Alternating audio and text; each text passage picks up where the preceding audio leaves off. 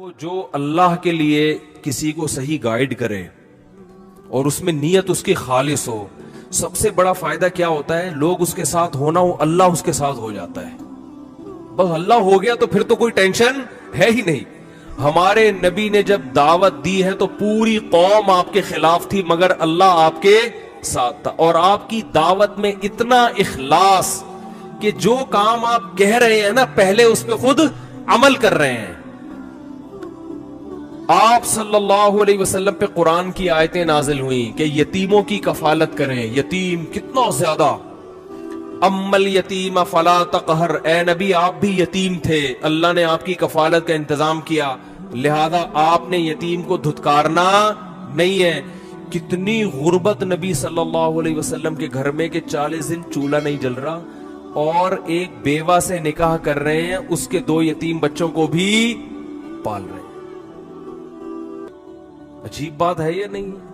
ہمارے ہاں تو کروڑپتی آدمی کہتا ہے بھائی یہ میں اپنے پیدا نہیں کر رہا، 2 کے بعد تیسرا خرچہ ہو جائے گا، میں دوسروں کے بچے لے کے کیسے پالوں؟ بہت مشکل ہے۔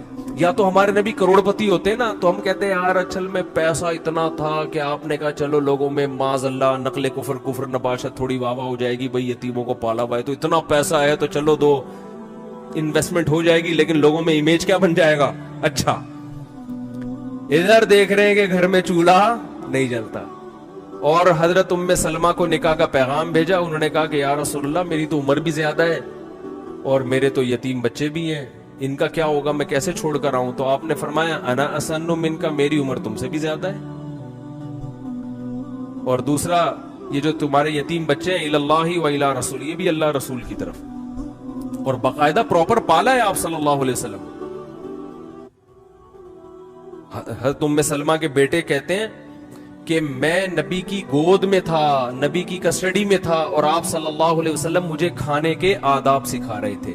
یہ جو حدیث ہے نا کہ کھانا سامنے سے کھاؤ، بسم اللہ پڑھ کے کھاؤ، اس حدیث کے راوی نبی کے سوتیلے بیٹے ہیں، اور کہہ رہے مجھے نبی نے یہ طریقہ سکھایا کہ کھانا ہمیشہ اپنے سامنے سے کھانا ہے اور بسم اللہ پڑھ کے۔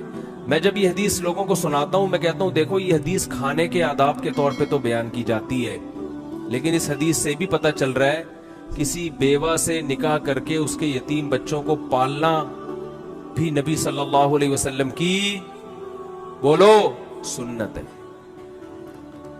اور یہ کھانے سے بڑی سنت ہے۔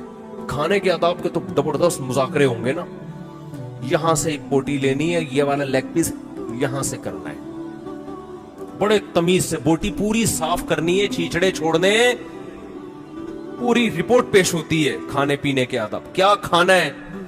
اچھا کھانے میں بھی کھائیے، سادہ کھانے کھائیں، یہ والا یہ ذرا بات نہیں، یہ والی روایتیں اب ظاہر ہے مرغے سامنے رکھے ہوئے ہوں تو یہ والی سنت کون بیان کرے گا کہ سادہ کھانا کھانا سنت ہے؟ تو پورا کھانا ہے اور اچھی طرح کھانا ہے۔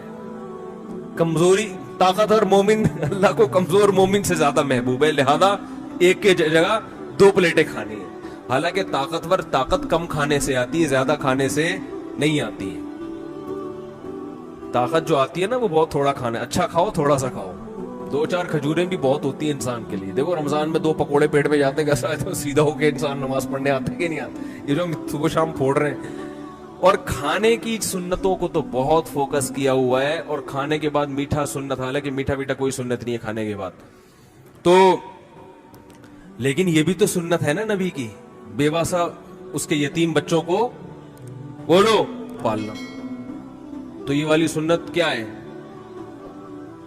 تو نبی صلی اللہ علیہ وسلم پھر غزوہ خندق میں آپ اپنے ساتھیوں کے ساتھ، صحابہ نے شکایت کی بھوک کی کہ پیٹ پہ پتھر بندھا ہوا ہے، آپ نے اپنا قمیض ہٹائی تو ایک کے بجائے کتنے پتھر تھے؟